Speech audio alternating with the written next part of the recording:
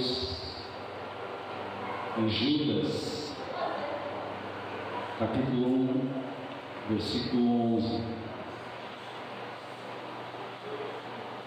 Judas, capítulo 1, versículo 11.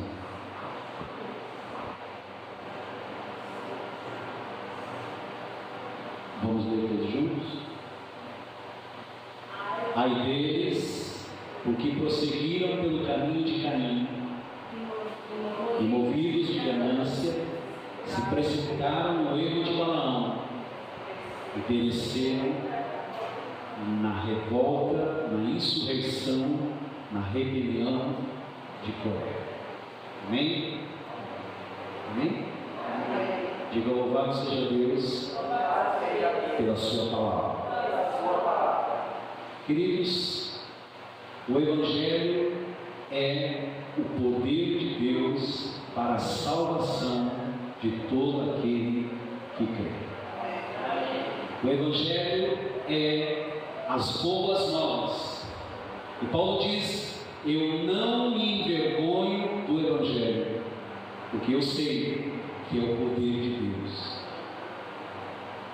Não existe outro Evangelho, mas certamente, ouça o que eu vou dizer, o Evangelho, as boas novas, ela pode ser misturada com outras coisas e se tornar algo pervertido.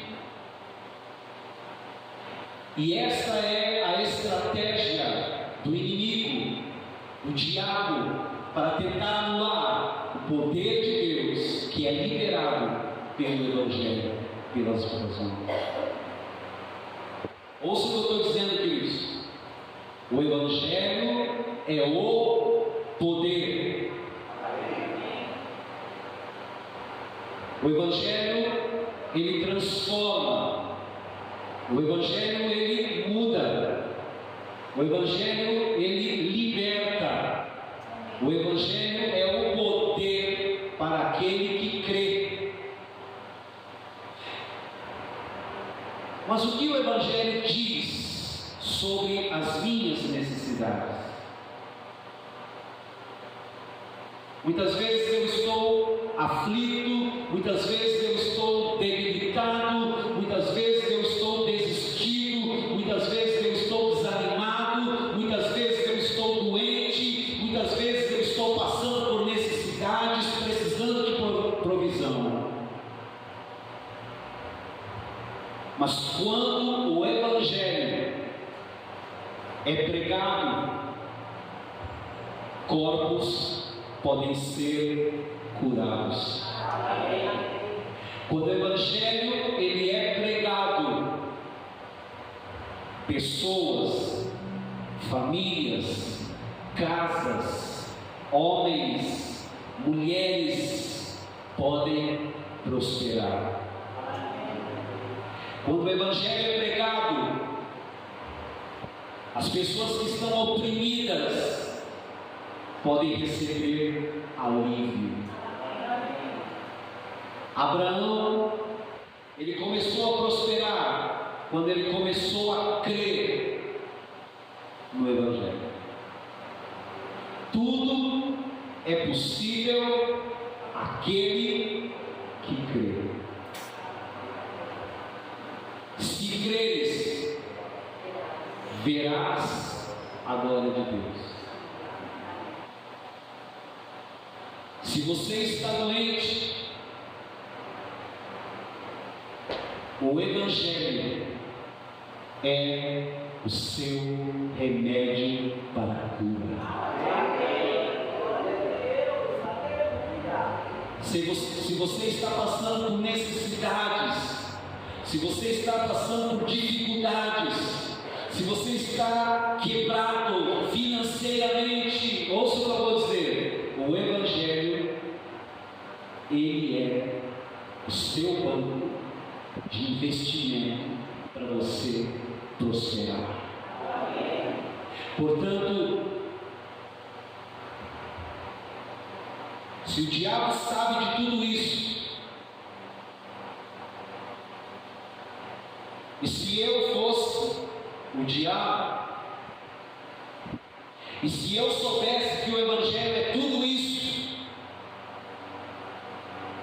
que o Evangelho é salvação para todas as áreas da minha vida, com certeza eu iria atacar esse Evangelho. E é exatamente isso que o diabo faz. O Evangelho, queridos, o Evangelho é claro, mas se, e eu sei que o diabo sabe, o que o Evangelho pode fazer na minha vida, o que o Evangelho pode fazer na sua vida, nas nossas vidas, então o que ele vai fazer? Ele vai tentar mudá-lo, ele vai tentar distorcê-lo. Deus, ele vela em cumprir a sua palavra. E é exatamente isso que Paulo diz aos Gálatas. Nós vamos estudar aí o livro de Gálatas. Mas Paulo fala que ele está admirado da igreja da Galácia estar abandonando o Evangelho de Cristo e seguindo um outro Evangelho, que na verdade não é outro, mas é uma perversão do Evangelho. Paulo diz, ouça isso, e isso é muito sério, que mesmo que um anjo do céu, não é um anjo caído, não é um demônio, é um anjo de luz, mesmo que um anjo de luz aparecesse anunciando outro Evangelho, eu e você teríamos que considerar esse anjo maldito. Se alguém pregar qualquer outro Evangelho que não seja o Evangelho da graça,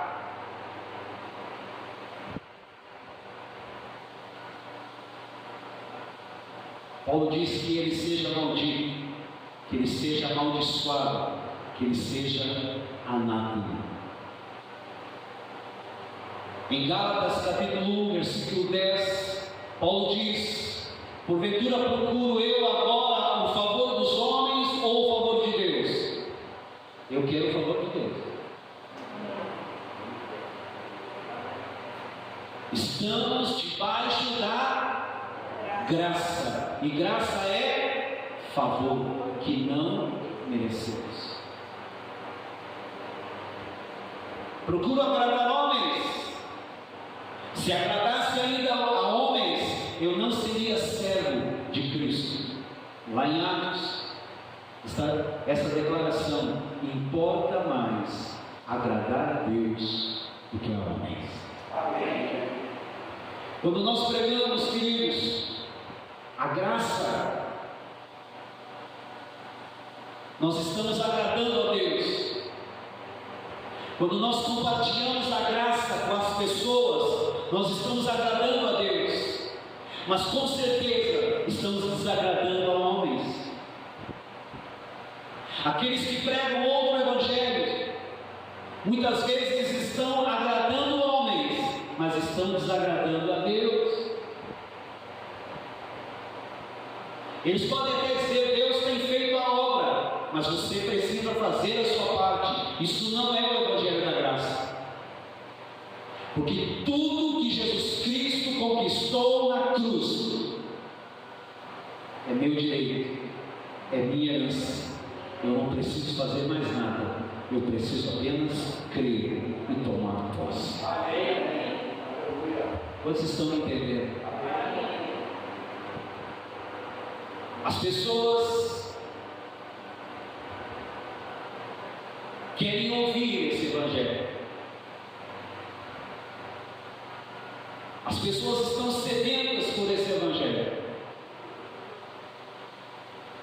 Porque a graça, queridos, ela nos coloca todos na mesma posição de impotência. Não há espaço para a obra humana, porque toda a obra foi consumada por Ele, Jesus Cristo, na cruz do Calvário. E a nossa parte é simplesmente crer. Eu não preciso fazer mais nada para receber. Ele fez tudo por mim. Nessa noite nós vamos estudar esses pontos do texto que lemos de Judas. Vamos ver novamente esse texto aqui projetado. Judas 11, capítulo 1, versículo 11. A primeira coisa que ele fala: ai deles, porque prosseguiram pelo caminho de Caim. Qual é o caminho de Caim? Você se lembra do primeiro assassinato na Bíblia? Caim assassinou seu irmão Abel. Por quê?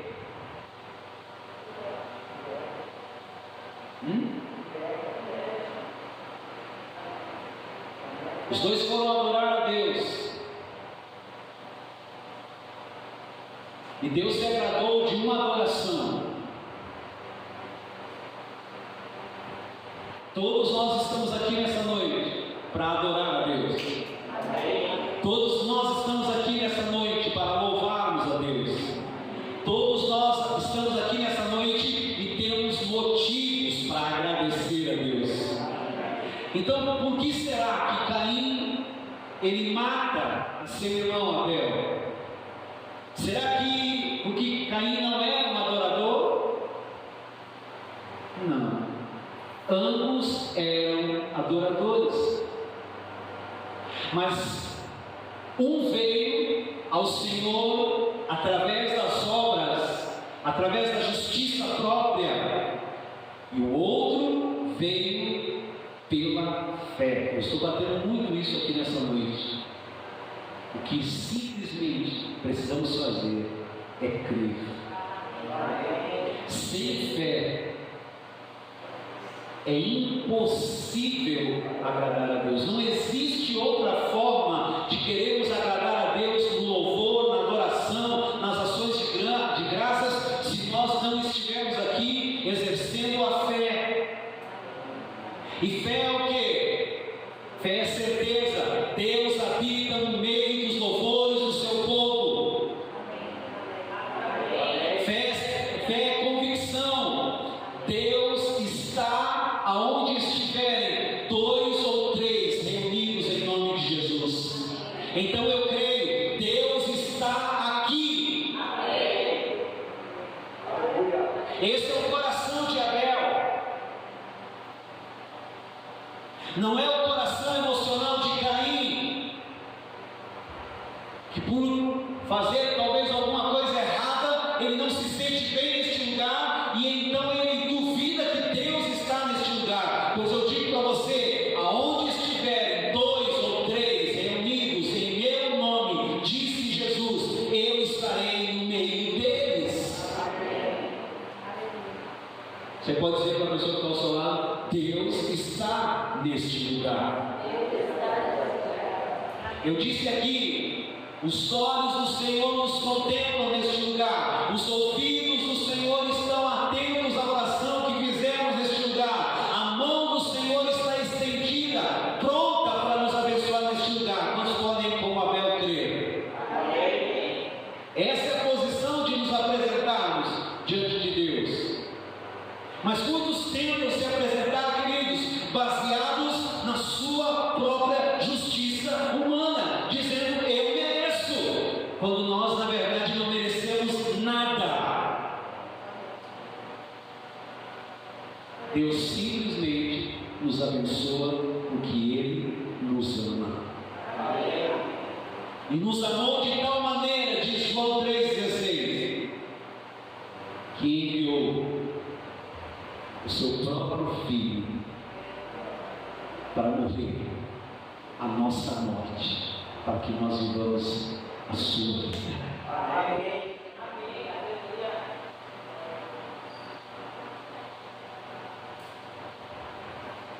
Desde o Éden, o cordeiro teve que morrer para que o homem pudesse ser salvo. Apocalipse, vamos abrir esse texto. Apocalipse 13:8 diz que o cordeiro foi morto desde a fundação do mundo. Olha só. Vamos ver? E adorarão todos os que habitam sobre a terra, aqueles cujos nomes não foram escritos no livro da vida do Cordeiro, que foi morto desde a fundação do mundo. Quando isso aconteceu, depois que Adão e Eva pecaram, lá em Gênesis, eles perceberam que eles estavam nus, seus olhos foram abertos, e eles tentaram fazer para si vestimentas com folhas de figueira. Deus então mata o cordeiro e de sua pele faz roupas para Adão e Eva. Ouça, Deus dá a eles novas vestimentas. Aquele cordeiro de Gênesis 3:21, aquele cordeiro, ele apontava para o Senhor Jesus já. E para que o homem se apresentasse diante de Deus, o sangue foi derramado no Éden. Depois que eles saíram do Éden, Adão e Eva tiveram 2 filhos, Caim e Abel. Entretanto, por alguma razão, Caim se recusou a se apresentar diante de Deus da maneira como Deus havia pré-estabelecido para seus pais. E qual era o pré-estabelecimento feito por Deus para que o homem se apresentasse diante de Deus a partir daquele momento? O derramamento de sangue. Para que Adão e Eva pudessem se apresentar diante de Deus, Deus precisou imolar um cordeiro. E agora, fora do jardim, toda vez que eles fossem se apresentar diante de Deus, eles precisavam imolar o cordeiro. E eu não sei por que razão Caim se recusa a se apresentar diante de Deus da maneira como Deus pré-estabelece, por meio do sangue do cordeiro. Quando nós aceitamos, ouça, quando nós aceitamos o modo de Deus, aquilo que Deus estabelece, nós reconhecemos que somos pecadores e que assim que nós precisamos, como oramos aqui neste lugar, como cantamos aqui neste lugar, nós precisamos da cobertura, do poder precioso, do sangue, da nova e da eterna aliança sobre as nossas vidas, para nos apresentarmos todas as vezes diante de Deus. Eu tenho ensinado isso há anos, por isso eu disse, há uma necessidade nessa noite de uma palavra simples como essa, mas que é necessário nós recebermos ela por revelação. Há uma necessidade de reconhecermos, queridos, que por melhor que tenha sido a nossa semana, por melhor que tenha sido o nosso levantar nesta manhã, o nosso dia todo, querido, nós ainda precisamos chegar neste lugar através do sangue do Cordeiro. Precisamos fazer essa oração, precisamos reconhecer que não é fiado na semana que se passou, no dia em que vivemos, mas é totalmente fiado no sangue do Cordeiro, no sangue que foi aceito para sermos aceitos também.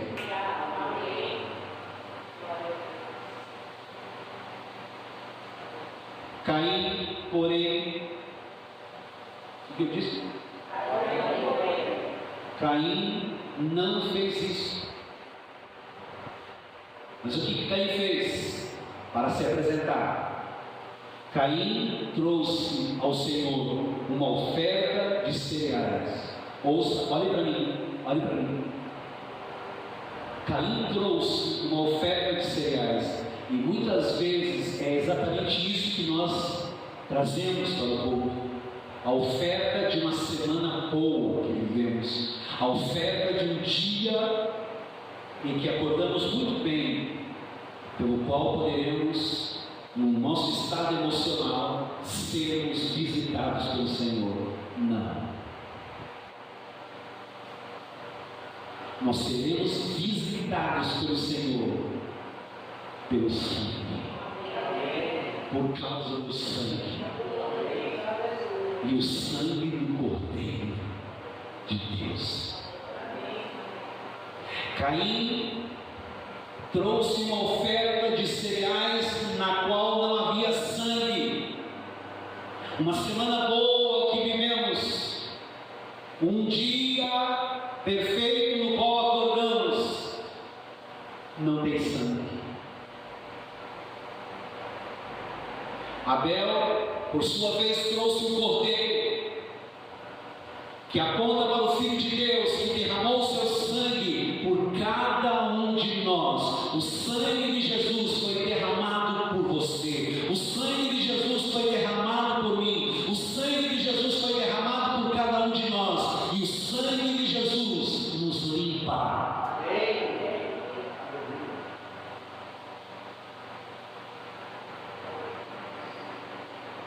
Todos aqueles sacrifícios do Velho Testamento apenas cobriam o pecado, mas não eram o pagamento final. É como o nosso cartão de crédito. Quando pagamos as contas com o cartão, não estamos realmente pagando ainda. O verdadeiro pagamento vem no dia em que a conta do cartão é debitada na sua conta bancária. No Velho Testamento, o cartão de crédito foi usado com o sangue dos animais, até que veio o Filho de Deus, Jesus Cristo, e pagou a conta minha, sua, nossa, definitivamente na cruz. Ele riscou o escrito de dívidas que constavam de ordenanças que nos eram prejudiciais. Ele cravou na cruz.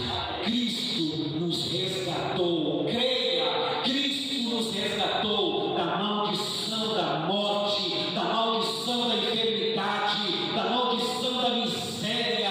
Cristo nos resgatou da maldição da condenação. Portanto, nenhuma condenação há para aqueles que estão em Cristo Jesus.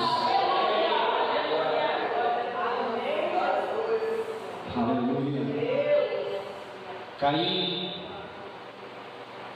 Caim trouxe frutas, Caim trouxe legumes, Caim trouxe cereais, Caim trouxe o produto da terra. Caim se apresentou diante de Deus com o produto de suas mãos, com suas próprias obras.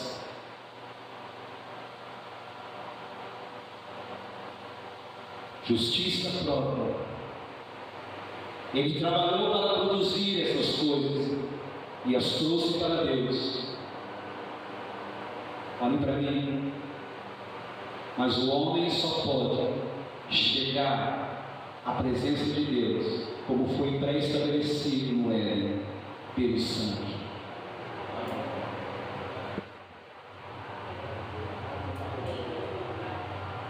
Hebreus 9:22.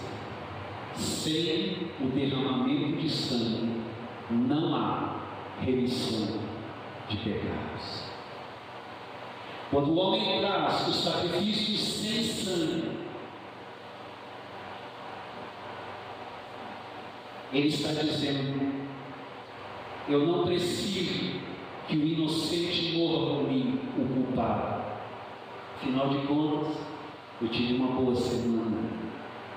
Afinal de contas, eu acordei muito bem hoje.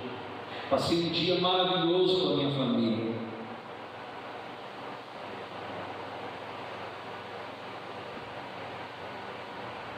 Eu não preciso que o inocente morra por mim, o culpado. Eu não sou o culpado. Pelo meu próprio desempenho, eu posso realmente satisfazer a Deus. Esse é o significado do caminho de Caim, uma religião baseada na performance e no estado emocional pelo qual vivemos uma semana passada ou um dia como hoje, achando que não precisamos do sangue para nos apresentar diante de Deus. Pois eu digo para você, todas as vezes que estivermos neste lugar para cultuar a Deus, nós vamos precisar do sangue para nos apresentar diante de Deus. Amém. Mas Abel, o que ele trouxe? A Bíblia diz que ele trouxe um cordeiro, e o cordeiro foi morto, e com certeza o sangue foi derramado como um sacrifício diante de Deus, e com a sua ação ele estava dizendo: eu sou um pecador. Se o cordeiro não for morto, eu serei, se o cordeiro não for morto, eu serei condenado pelos meus pecados, mas eu coloco as minhas mãos sobre o cordeiro, meus pecados são transferidos para ele, e a justiça do cordeiro é transferida para mim. Aquele que sem pecado, Deus o fez pecado por cada um de nós, para que nós fôssemos feitos justiça de Deus. Nós somos aceitos num culto como esse por causa dessa transferência. Amém. O cordeiro é morto para que eu seja abençoado. Jesus morreu para você viver. Amém. Jesus tomou sobre si toda a maldição para você ser abençoado.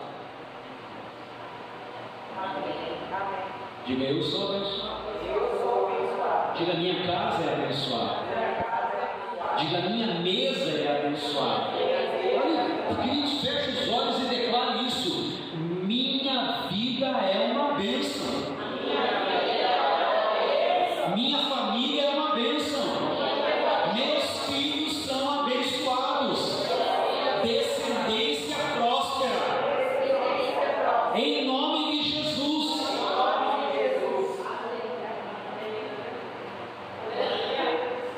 O cordeiro é morto para que eu seja abençoado. Ouça, Deus aprovou a oferta de Abel. Eu creio que muitos de nós aqui já lemos esse texto e tentamos interpretar ele, entender ele, e ficamos assim: mas por que Deus aceita Abel e não aceita Caim? Qual que é o problema de Caim? E não entendíamos. Eles vieram e apresentaram, cada um apresentou daquilo que era o seu ofício. A Bíblia diz, queridos, que Abel era pastor de ovelhas, cuidava de ovelhas, mas Caim era um lavrador. Ele traz a oferta do seu trabalho. Por que Deus não recebe? Porque algo havia sido pré-estabelecido e algo foi ensinado. Abel praticou, Caim não praticou.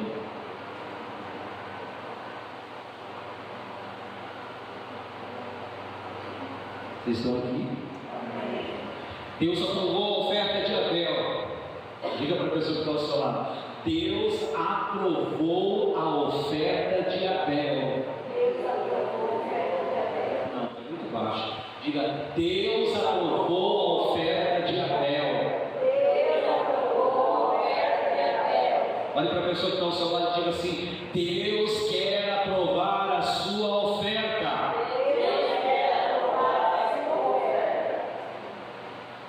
Deus, ele aprovou a oferta de Abel, mas rejeitou a oferta de Caim.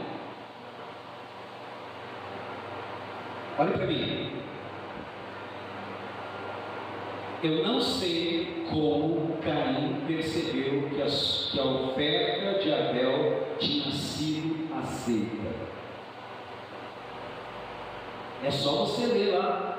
Você não vai pegar algum detalhe, mas teve uma maneira em que Caim percebeu que a oferta de Abel foi aceita.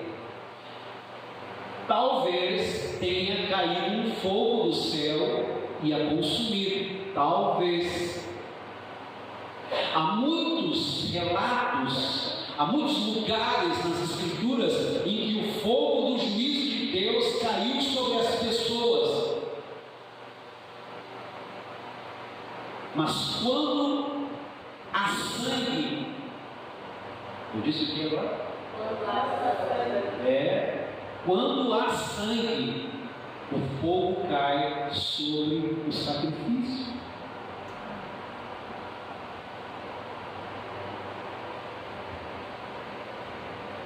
O fogo da ira de Deus caiu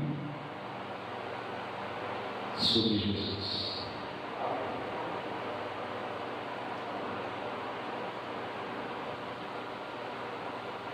Para que nunca mais ele pudesse ficar irado com você.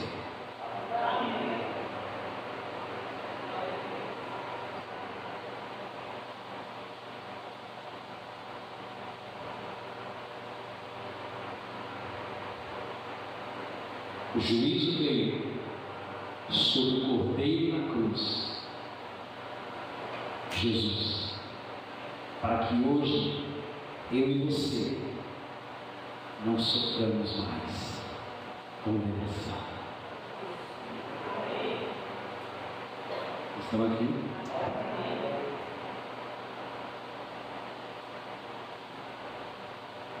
Caim ficou com inveja do seu irmão e se encheu de fato, como disse, eu ouvi aqui na minha pergunta, se encheu de amargura. Ele certamente pensou: Abel não é melhor do que eu ofereci o meu melhor para Deus. E por que ele foi aceito e eu não? Por fim, todos nós sabemos o desfecho desse relato. Caim mata o seu irmão. Há uma expressão nesse relato que diz: o pecado jaz à porta. E essa expressão ela também pode ser traduzida como: a oferta pelo pecado está à porta. Deus, ouça isso, irmão, em nome de Jesus. Deus colocou o Cordeiro também à disposição de Caim, mas ele rejeitou. Ele preferiu fazer do seu jeito. Ele preferiu fazer com as suas próprias mãos. Ele preferiu as suas próprias obras. Para o pecado, nós temos a provisão do sangue. Pelo sangue temos eterna redenção. Pelo sangue temos perdão para os nossos pecados. Pelo sangue temos santificação. Pelo sangue temos justificação. Pelo sangue temos livre acesso diante do trono da graça, a fim de alcançarmos bondade e misericórdia. Pelo sangue somos livres.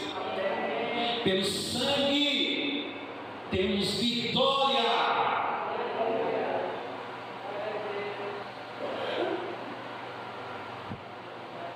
Mas se confiarmos na nossa justiça própria, mas se confiarmos nas nossas obras, isso vai ser contado como iniquidade. E foi exatamente isso que Deus disse para Caim.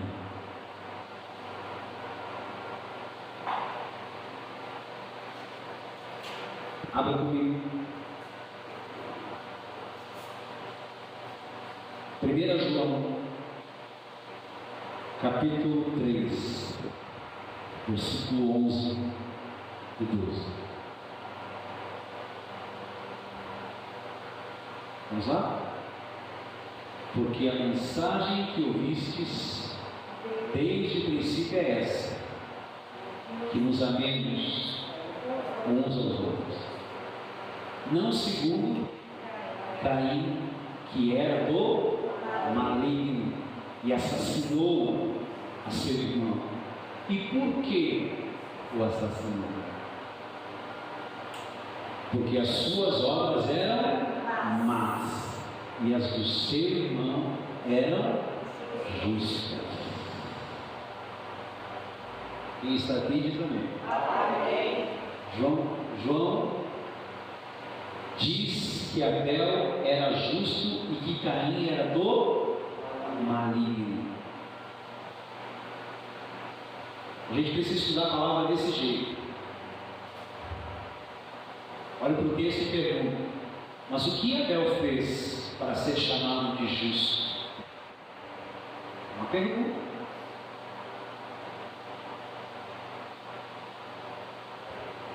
O que ele fez para ser chamado no Novo Testamento? Isso aqui é Novo Testamento, 1 João. O que ele fez para ser chamado de justo?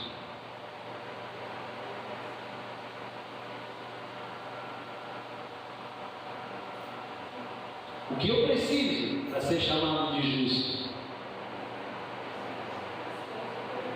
É mais fácil, né? Eu dou pistas. Tem gente que não caiu a ficha.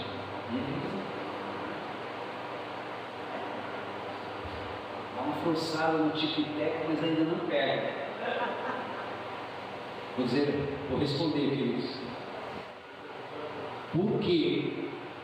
O que Abel fez para ser chamado de justo? Ouça, ele apenas confiou no sangue para se apresentar diante de Deus. Pois é, outra vez.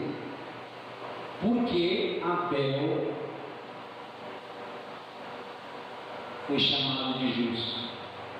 Porque ele apenas confiou no sangue para se apresentar diante de Deus. Como eu posso ser chamado de justo? Quando eu creio nessa substituição, aquele que sem pecado, quem? Jesus. Deus, o Pai, o fez pecado por cada um de nós, para que nós fôssemos feitos nele justiça de Deus. Eu estou aqui, Pai, em nome de Jesus, pelo sacrifício que Ele fez na cruz, e por causa disso, o Senhor tem que nos aceitar, e por causa disso, Deus pode nos aceitar, e por causa disso, Deus pode receber o louvor, a adoração e as ações de graça. Amém? Mais um texto. Filipenses, dois textos. Filipenses 3:9.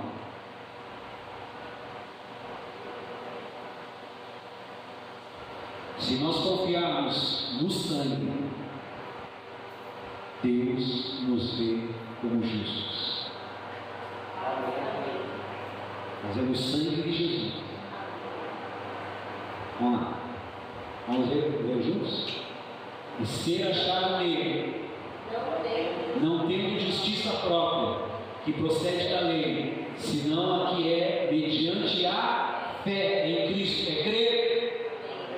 Amém, querido? É acreditar, é confiar. A justiça que procede de Deus, baseada na fé. Isso é coisa de Abel. Isso é prática de Abel.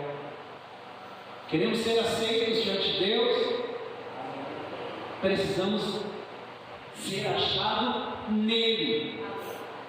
Lembra essa declaração? Aquele que, sem pecado, Deus o fez pecado, para que nele nós fôssemos feitos justiça de Deus.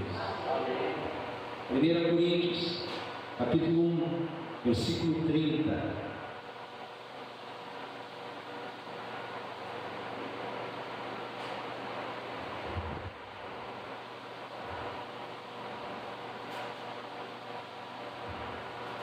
Vamos lá? Mas vós sois dele, em Cristo Jesus, o qual se nos tornou da parte de Deus sabedoria e justiça, e santificação e redenção. Amém. João disse que Caim matou a seu irmão porque as suas obras eram más. A pergunta agora é: o que é ter obras malignas? Pergunte para a pessoa que está ao seu lado: o que é ter obras malignas?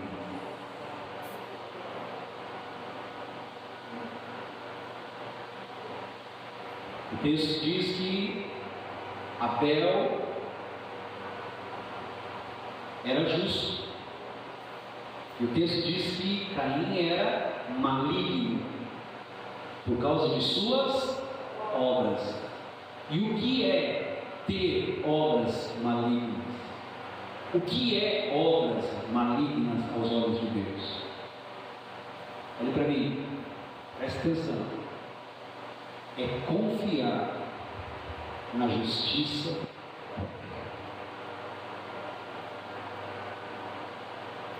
Quando confiamos na justiça própria, inevitavelmente todas as obras da carne acabam se manifestando.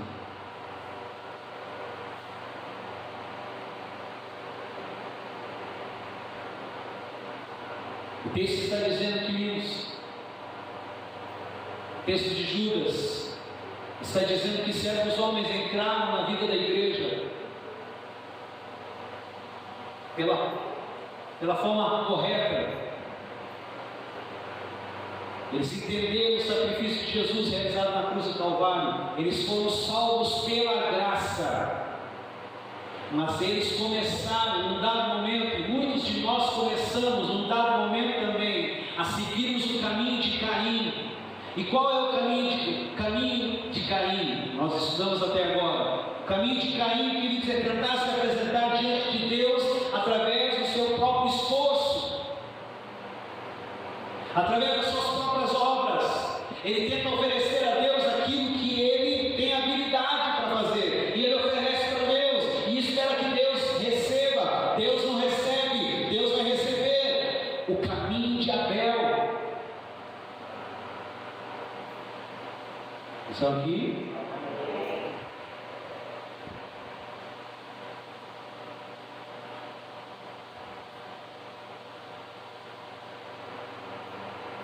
E o que é o caminho de Caim também? O caminho de Caim, queridos, é trazer de volta o desempenho humano. Eu vou dizer algo, queridos, vou repetir isso. Tudo o que Jesus conquistou na cruz é meu direito, é minha herança, e eu preciso fazer só uma coisa: tomar posse. Eu não tenho que fazer mais nada, porque Ele já fez tudo por mim. O desempenho humano, as obras do homem, o produto das mãos, justiça própria. O foco não é mais o sangue, o foco é o meu desempenho. Esse é o caminho de Caim. Judas, capítulo 1, versículo 11, vamos voltar.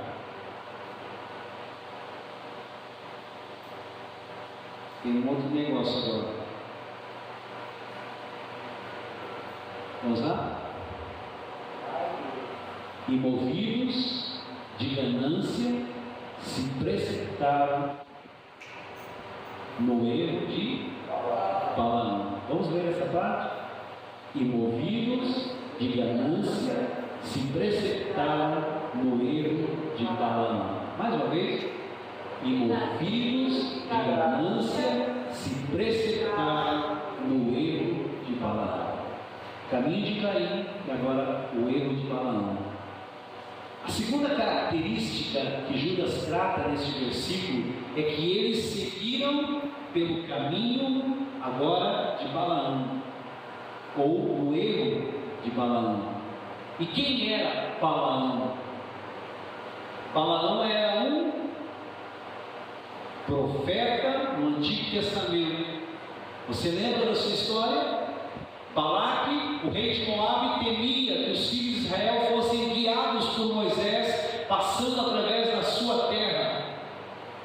Então ele disse, ouça só, a gente precisa entender esse contexto. Balaque disse: vou contratar um bruxo profissional. O rei Balaque contrata então Balaão, o profeta, porque esse tinha a reputação de ter o poder de amaldiçoar alguém, e essa pessoa a quem Balaão amaldiçoava experimentaria toda sorte de coisas ruins. Todavia, quando Balaão tentou amaldiçoar o povo de Israel, o povo de Deus mudou as palavras na sua boca, e ele só pôde proferir bênçãos. Ele abençoou o povo de Deus. Sabe por quê? Pergunte para a pessoa que está ao seu lado. Sabe por que Balaão abençoou o povo de Deus? Sabe por quê? Olha para mim. Receba, meu irmão, receba. Receba. Tem muita gente triste dentro da igreja. Tem muita gente oprimida dentro da igreja, porque não crê. Tudo é possível aquele que crê. Você precisa crer nisso que eu vou declarar agora para você, queridos. Por quê?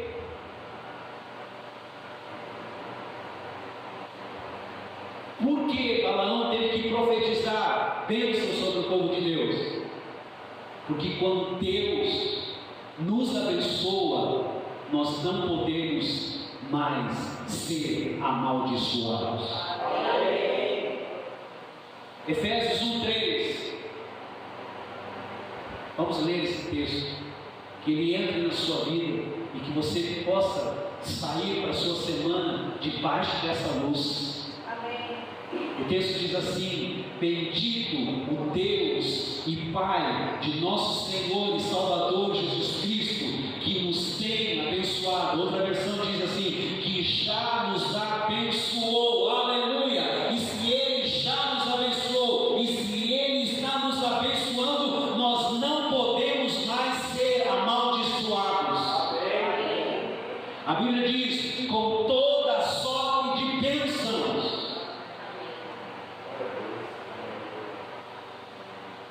Tudo que você precisa.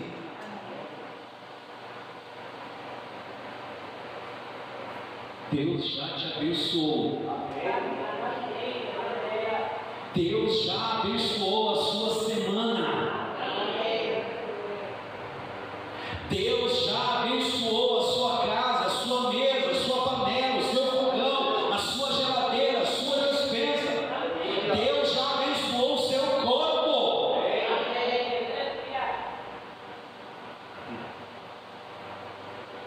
Números, vamos ler esse texto, 23, versículos 7 e 8. Aleluia. Glória a Deus. Vamos lá? Está rápido, irmão? Que bênção. Vamos ler? Então proferiu a sua palavra e disse: Balaque me fez vir a Arã, o rei de Moabe, nos montes do Oriente. Vem, amaldiçoa-me a Jacó, e vem e denuncia a Israel. Verso 8. Como posso amaldiçoar a quem Deus não amaldiçoou? Como posso denunciar a quem o Senhor não denunciou? Olha só, queridos, Paulo entendia isso, e eu quero que a igreja entenda hoje: nenhuma condenação há para aqueles que estão em Cristo Jesus. Números 23, 21.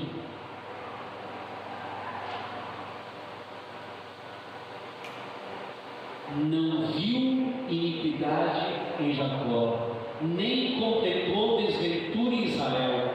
O Senhor, seu Deus, está com ele, no meio dele se ouve aclamação ao seu rei. Ouça, queridos, esse é um aspecto claro do erro de Balaão. Ele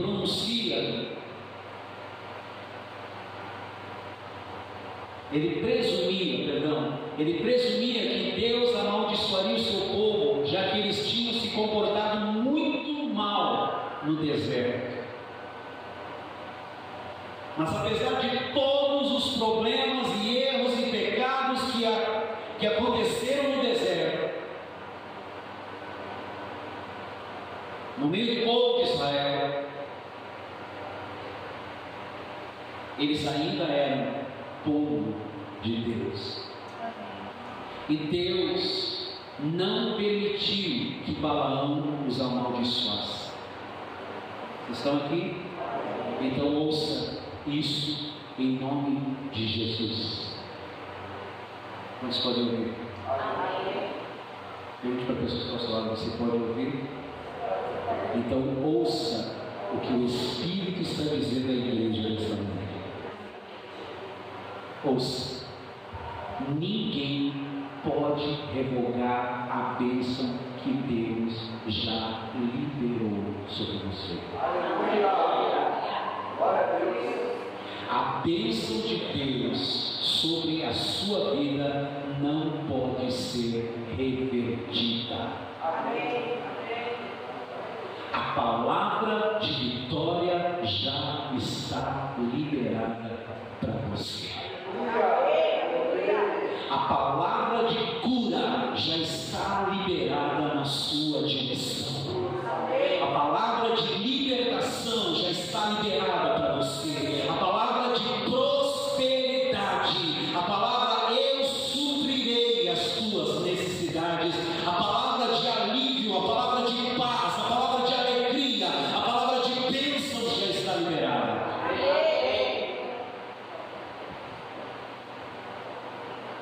Ele decidiu nos abençoar. E por isso, toda língua que se levantar contra nós em juízo, nós a condenaremos, porque esse é o nosso direito como servos do Deus Altíssimo.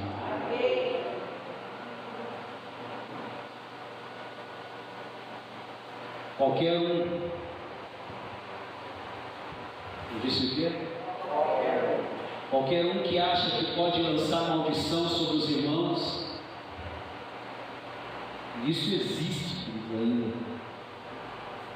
Eu conheci pessoas que faziam isso, conheço pessoas que fazem isso. Qualquer um que acha que pode lançar maldição sobre os irmãos está seguindo pelo erro de Balaão.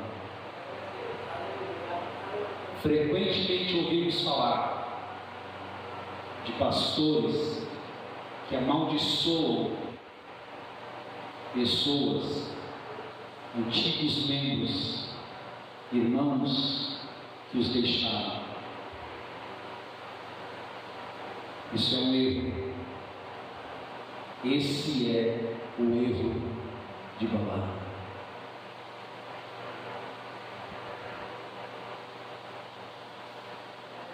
Eu não posso amaldiçoar quem Deus escolheu abençoar.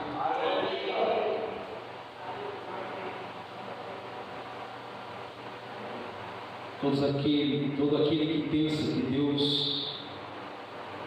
Deus nos abençoa por causa de nossas obras ou qualquer tipo de merecimento que tenhamos, também está andando pelo mesmo erro de Balaão. Deus nos abençoa por causa da obra da cruz. Amém. Mas aqueles que pregam condenação e julgo sobre o povo de Deus também estão no erro da justiça própria. Nós não somos abençoados porque somos bons, nós não somos abençoados porque somos fiéis, mas nós somos abençoados, graças a Deus, porque Ele é bom, porque Ele é fiel.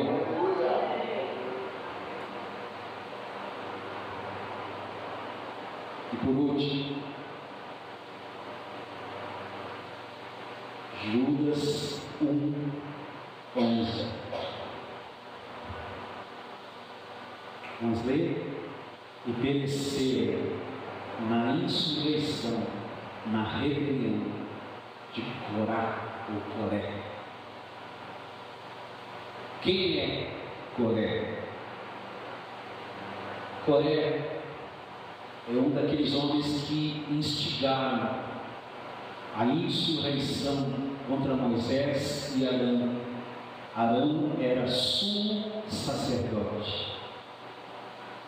Eles estavam com ciúmes da posição de Arão, e Deus fez de Arão o seu primeiro sumo sacerdote em Israel.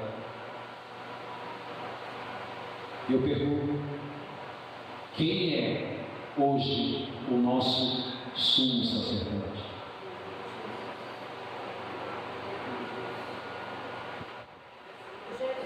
Jesus. É o Senhor Jesus. Coré e seu grupo vieram até Moisés e disseram, vamos ler, Números 16:3. Vamos ler?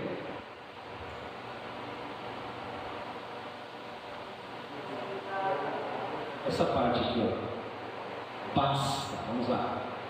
Basta, pois que toda a congregação é santa, cada um deles é santo, e o Senhor está no meio deles. Por que, pois, vos exaltais sobre a congregação do Senhor? Isso é Coré falando. O que eles disseram, olha para mim, o que eles disseram não era errado. A congregação é santa. Mas não basta falar a coisa certa, é preciso ter uma posição correta diante de Deus. Há muitos falando contra a igreja e os pastores, e o que dizem pode ser até verdade, mas eles estão cheios de morte. Aqueles homens, eles se levantaram, pois, contra Arão e disseram: todos nós somos santos. Estamos dizendo que não precisavam de Arão. Vocês estavam dizendo isso: nós não precisamos de você, Arão. Arão era o sumo sacerdote e Deus havia estabelecido. Ouça isso: Deus havia estabelecido que ninguém podia chegar diante dele sem a intermediação do sumo sacerdote.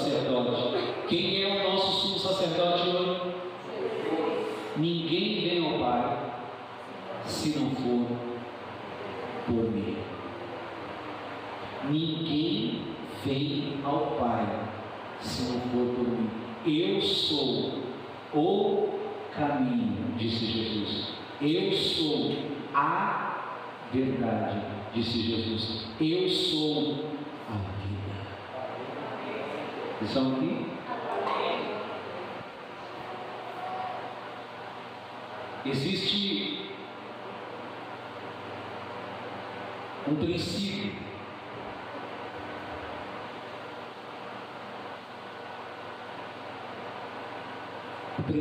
do representante da Bíblia. Ou seja, Deus trata com o representante como se tratasse com o povo todo. Davi, por exemplo, estão aqui? Davi, por exemplo, representou o povo de Israel na luta contra Golias. Assim, a sua vitória é a vitória de todo o povo. Não foi necessário que todo o povo lutasse. Israel tinha o seu representante, e o seu representante era Davi. O mesmo princípio se aplicava ao sumo sacerdote. Arão era o representante diante de Deus e de todo o povo. Se o sumo sacerdote, ouça isso, ele entrasse no Santo dos Santos e caísse morto,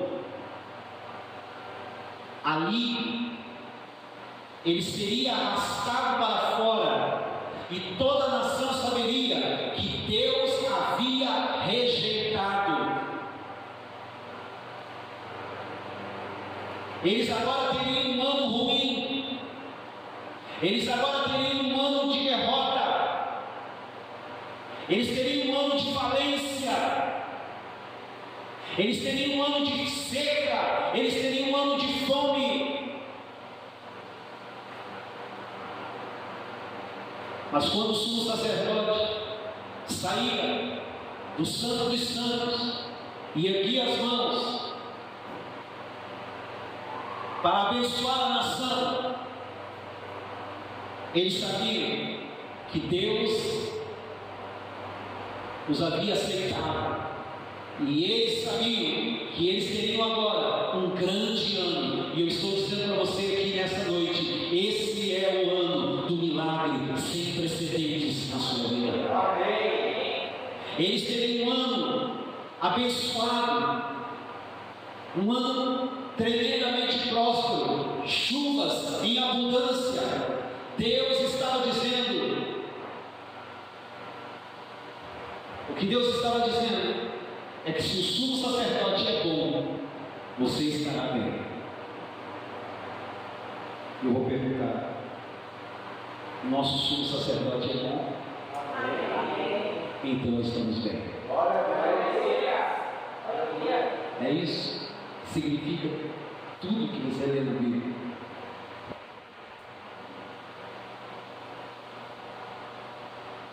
Mas na história, no relato bíblico, os bons sacerdotes envelheciam, os bons sacerdotes morriam, e por causa disso, que a segurança do Velho Testamento não era permanente.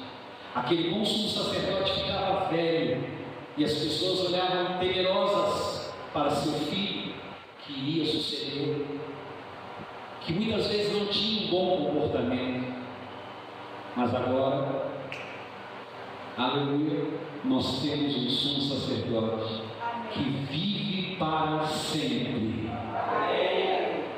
E quando o sumo sacerdote é aceito, nós somos aceitos também. E hoje o nosso sumo sacerdote é Jesus. Nós nos tornamos pecadores por causa do pecado de um homem. Adão era o nosso representante. Você não é pecador por causa do seu próprio pecado. Ainda que certamente você tenha pecado. Tem ou não? Sim ou não? Sim. Mas você não é pecador por causa do seu próprio pecado, você é pecador por causa do pecado de Adão. Porque você herdou a natureza de Adão. Hoje nós somos salvos, aleluia, por causa da obediência de um homem, Jesus Cristo. Ele é o nosso representante diante de Deus. Por isso, a sua vitória é considerada a nossa vitória. Jesus é a minha vitória e vitória é a minha história.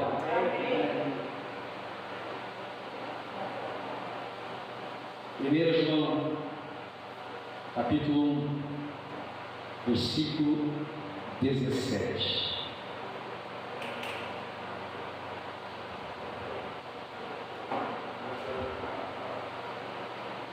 João 4,17.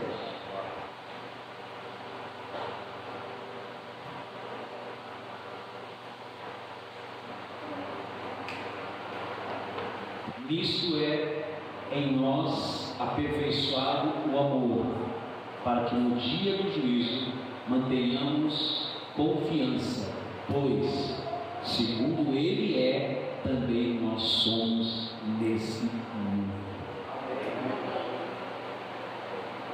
João disse que, como Ele é, nós somos neste mundo. Olhe para mim, estou terminando. Se Ele é aceito por Deus, e se nós estamos aqui nele,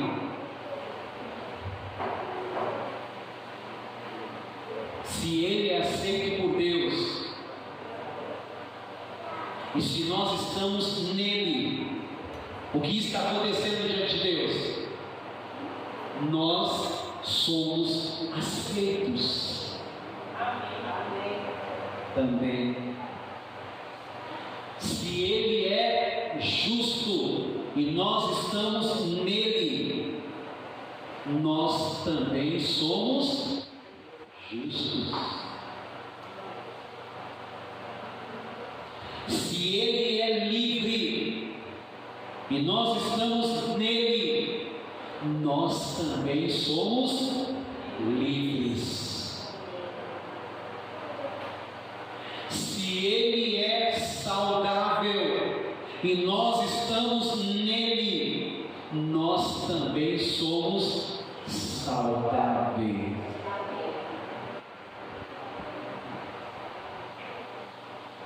Se Ele, sendo rico, se fez pobre, se Ele então é próspero e nós estamos nele, nós também somos prósperos.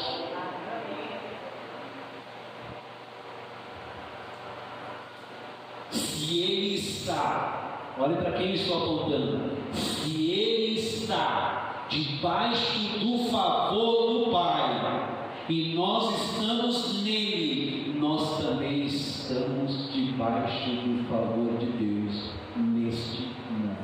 Amém. Eu não falo por falar.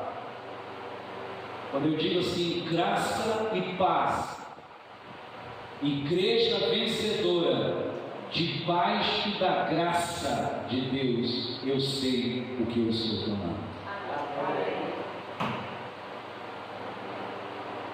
Hebreus 4,15 diz que, como sumo sacerdote, ele se compadece de nós e ele intercede por nós. Você sabe por que Deus, essa pergunta é interessante para você responder. Por que Deus escolheu Arão para ser sumo sacerdote e não Moisés?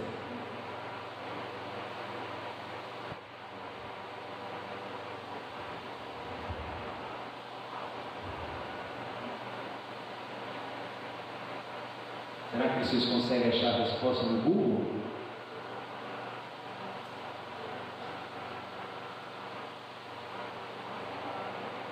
Será que você já viu uma postagem dando essa resposta? Será que vocês ouviram uma música que cantasse sobre isso? Será que as novelas da Record falaram, te deram a entender o porquê disso?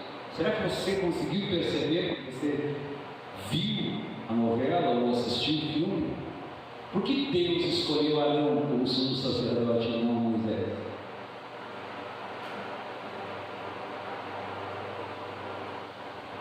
Isso é curioso. Sim ou não?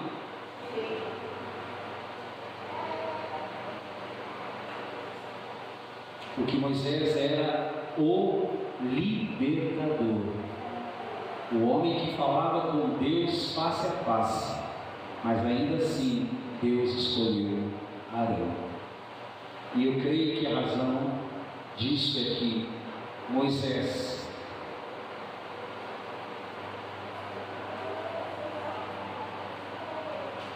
nunca tenha sido um escravo. Moisés nunca tinha sido escravo como o povo foi escravo. Enquanto todo o povo sofria debaixo da escravidão, Moisés estava onde? Aonde Moisés estava? Por que Moisés foi criado? Ele era um príncipe. Ele não foi criado como escravo. O povo era escravo. E Arão era um escravo.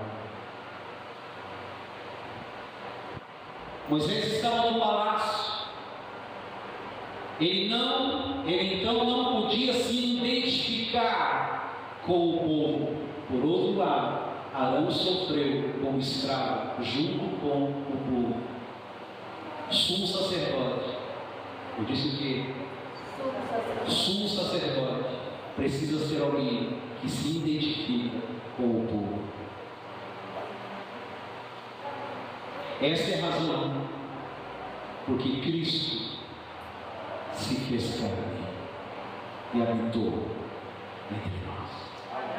Homem de Deus e que sabe o que é padecer. Ele conhece as nossas lutas, Ele conhece as nossas agruras. Ele viveu 33 anos e meio. Ele sabe o que eu e você sofremos como gente.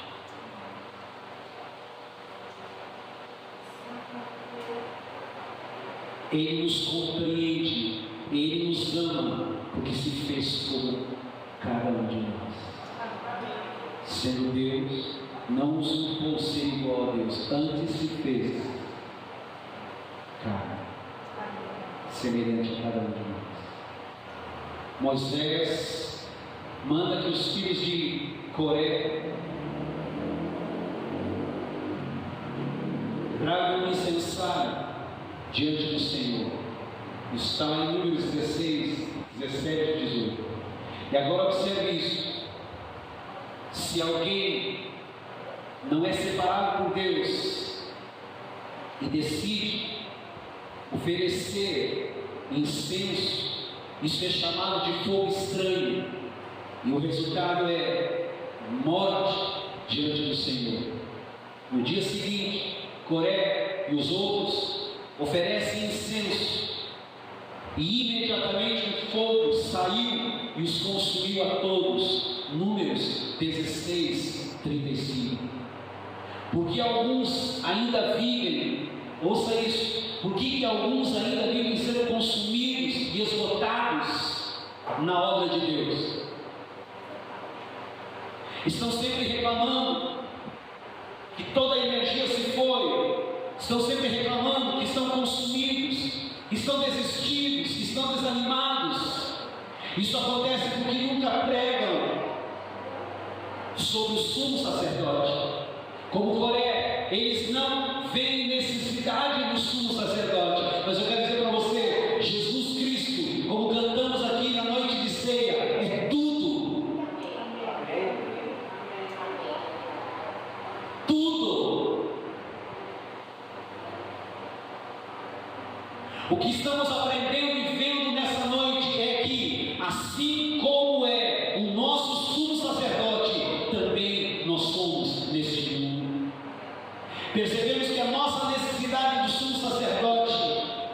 é grande. Assim, os últimos dias, a rebelião de Coré para com as pessoas que perecem. O sinal de que o ministério de Arão tinha sido escolhido por Deus foi que a sua vara floresceu, e isso nos fala de vida, isso nos fala de ressurreição. Aqueles que andam pelo caminho de Coré podem até falar a coisa certa, mas não possuem vida como ser. E Jesus veio para nos dar vida, e vida com abundância, vida com sentido de vida, vida com gosto de vida, vida com prazer de vida. Esse é o selo das mãos sobre cada um de nós. Nós amamos a vida. Em outras palavras, eles estão indo pelo caminho de Caim. O ensino das obras do homem será exaltado nos últimos dias.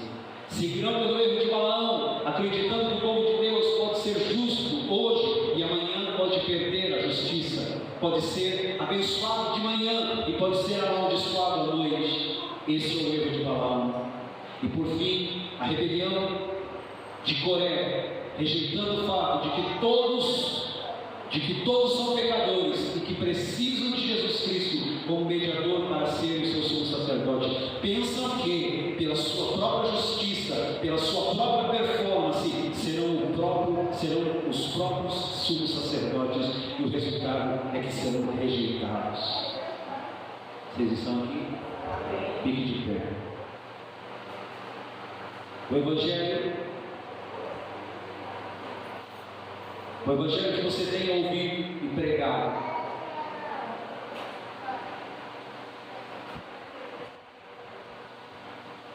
o Evangelho que você tem ouvido e pregado é o oposto do caminho de Caim?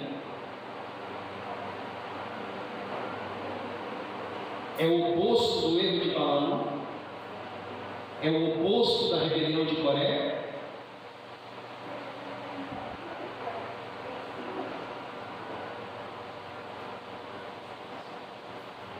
Ele é.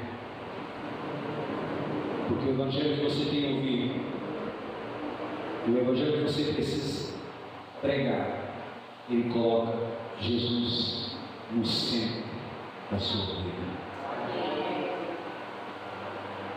A mensagem da graça faz tudo depender do Senhor e nada do homem. Assim, nunca iremos comprometer a mensagem do Evangelho verdadeiro. O Senhor te abençoe. Amém? Amém. O Senhor te dê um ano de milagres sem precedentes. Dias felizes. Anos de delícias. Amém? Quando você recebe isso, aplauda o Senhor.